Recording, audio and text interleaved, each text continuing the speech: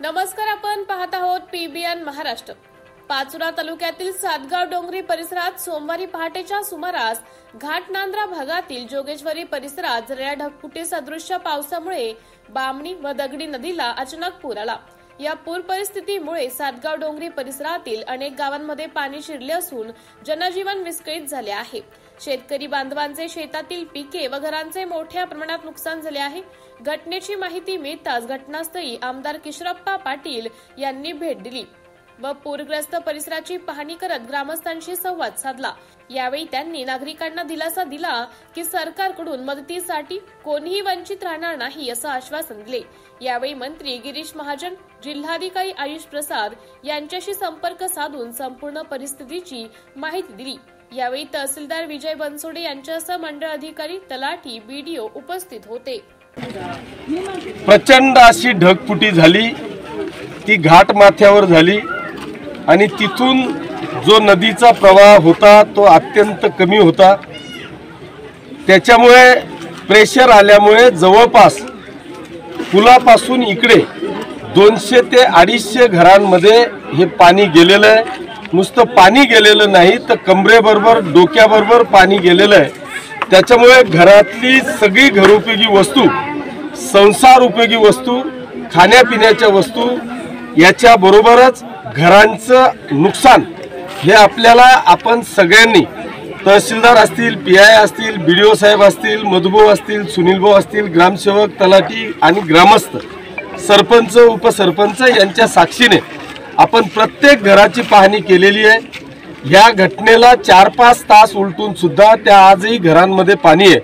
त्याच्यामुळे निश्चितपणे आत्ताच आपण या जिल्ह्याचे जिल्हाधिकारी आदरणीय आयुष प्रसाद साहेब, या राज्याचे मदत पुनर्वसन मंत्री आदरणीय गिरीश महाजन साहेब या दोघांशीही चर्चा करून त्यांना प्राप्त परिस्थिती त्यांच्या कानावर आपण टाकली आणि त्यांनी सुद्धा क्षणाचाही विलंब न करता तहसीलदारांना आदेश केले की प्रत्येक घरी 1 लाख रुपयापर्यंतची मदत आपण या ठिकाणी जाहीर करतोय।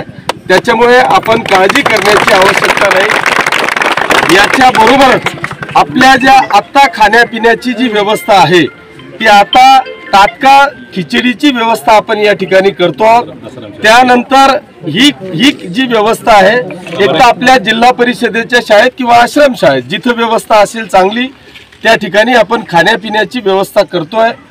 त्याचबरोबर महिन्याभरापर्यंत आपल्याला किराणा पुरेल अशा पद्धतीचं काहीतरी व्यवस्था, मग ते तांदूळ, ज्वारी, बाजरी, काही किराणा आपल्याला या ठिकाणी कसा देता येईल याचा देखील प्रयत्न आमचा या ठिकाणी आहे।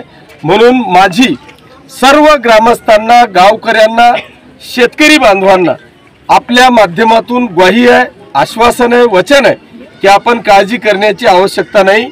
जी ढगफुटी झाली ती नैसर्गिक आपत्ती आहे, ते तुमच्या माझ्या कोणाच्याही हातात नाही।